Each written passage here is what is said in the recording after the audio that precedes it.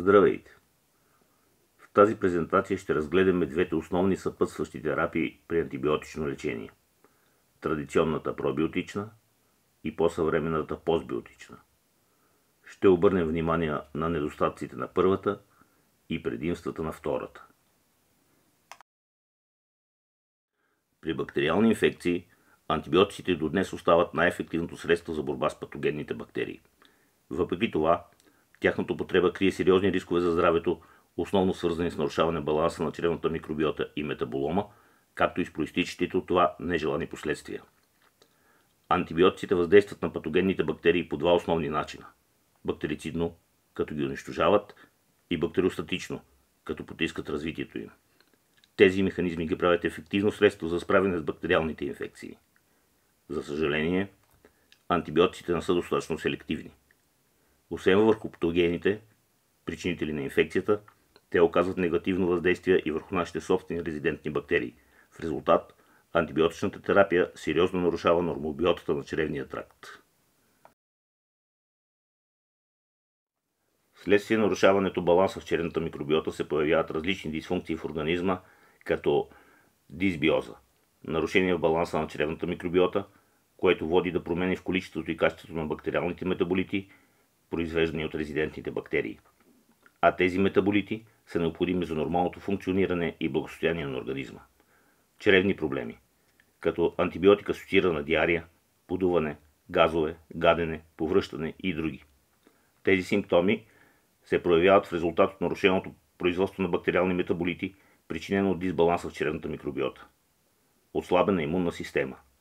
Състоянието на имунната система пряко зависи от количествения и качествения състав на бактериалните метаболити, произвеждани от чревната микробиота.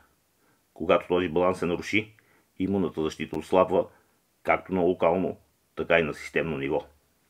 Риск от развитие на гъбични инфекции. Променения състав и намаленото количество на чревните бактериални метаболити в комбинация с намалената имунна защита могат да доведат до неконтролируемо развитие на гъбички в организма. При назначаване на антибиотична терапия много лекари препоръчват и прием на пробиотик. Целта е пробиотикът да подпомогне поддържането на баланса в чревната микробиота, нарушено действието на антибиотика, както и да намали риск от появата на нежеланите странични ефекти, свързани с него. А след прекратяване на антибиотичното лечение, почти всички специалисти препоръчват провеждане на възстановителен курс с пробиотици. Целта е пробиотикът да подпомогне на собствената ни микробиота да се възстанови. Доскоро, от гледна точка на тогавашното развитие на микробиологията, тази пробиотична концепция изглеждаше напълно логична.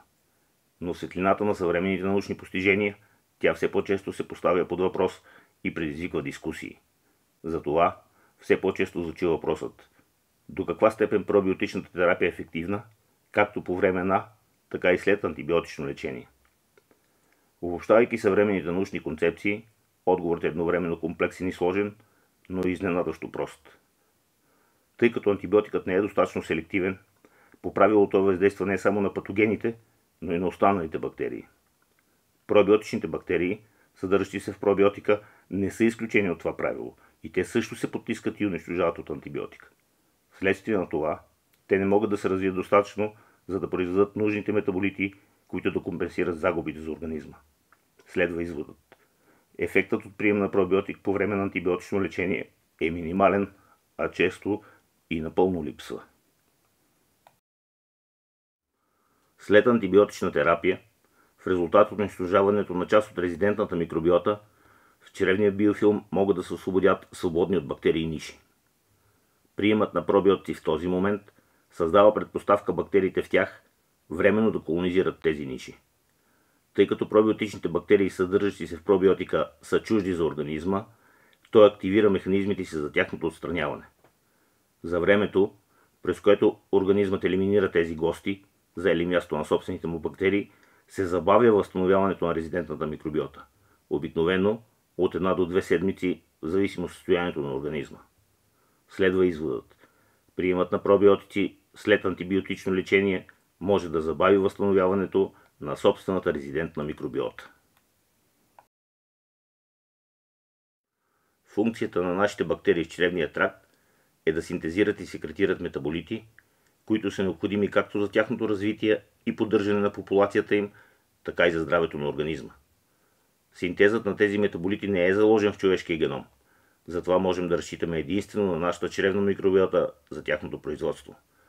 Именно метаболитите, а не самите бактерии, оказват директни ползи за здравето. Такива метаболити съдържа най-новото поколение биотици – постбиотиците. Постбиотиците предоставят на организма директно готовите метаболити, без да е необходимо живи пробиотични бактерии да ги синтезират. Освен метаболитите, постбиотици съдържат и инактивирани, т.е. умъртвени клетки на микроорганизмите, които са ги произвели, както и техни структурни компоненти. След попадане в червата, умъртвените микроби, наричани още лизати, се разграждат и освобождават десетки биологично активни вещества, полезни за организма. Постбиотиците не съдържат живи микроорганизми, а само техни метаболити, структурни компоненти и инактивирани клетки. Затова те не се влияят от слюнката, стомашната киселина или жлъчката, не се атакуват от имунната система, не влизат в конфликт с резидентната микробиота и не се засягат от действието на антибиотици. В същото време, постбиотиците запазват биологичната активност на микроорганизмите, от които произхождат, като предават тази активност директно на организма. Съставките им са предварително разградени до напълно усвоими форми, както за организма, така и за чревната микробиота. Затова се усвояват бързо и пълноценно. Постбиотиците въздействат директно върху чревната микробиота, чревния епител, метаболитните процеси, както и върху локалните и системни имунни отговори. По време на антибиотична терапия, организмът губи част от бактериалните си метаболити, тъй като антибиотикът понижава продуктивността на собствената ни чревна микробиота. Постбиотиците предоставят директно и в готова форма точно тези вещества, от които организмът се нуждае. Много от неприятните симптоми, като диария, подуване, газове, гадене или повръщане, са свързани с дефицит на бактериални метаболити. Постбиотиците компенсират този дефицит и така подпомагат предотвратяването на тези симптоми. Постбиотиците създават благоприятна среда за оцеляване на нашите собствени бактерии. Те предоставят необходимите метаболити, които им помагат по-лесно да преживеят стреса от антибиотичното действие. Така подпомагат поддържането на баланса в чревната микробиота. Постбиотиците подобряват функцията на чревната епителна бариера, като по този начин ограничават преминаването на токсини, произведени от патогенни микроорганизми в червата, в кръвообращението. Постбиотиците предоставят антибактериални метаболити, които потискат растежа и активността на патогенните бактерии и подпомагат действието на антибиотика. Същевременно съдържат метаболити и клетъчни компоненти с доказан противовъзпалителен ефект, които намаляват възпалението в червата. Постбиотиците осигуряват широк набор от естествени имуномодулиращи метаболити и клетъчни компоненти. Те комплексно подпомагат нормалното функциониране на имунната система, както на локално, така и на системно ниво. Постбиотиците укрепват имунната система и компенсират недостига на антимикробни метаболити, което намалява риска от развитие на гъбични инфекции, често срещани след антибиотична терапия. След антибиотична терапия, постбиотиците предоставят на чревната ни микробиота необходимите метаболити, които стимулират растежа и възстановяването на бактериалните съобщества. Затова възстановяването е бързо и ефективно.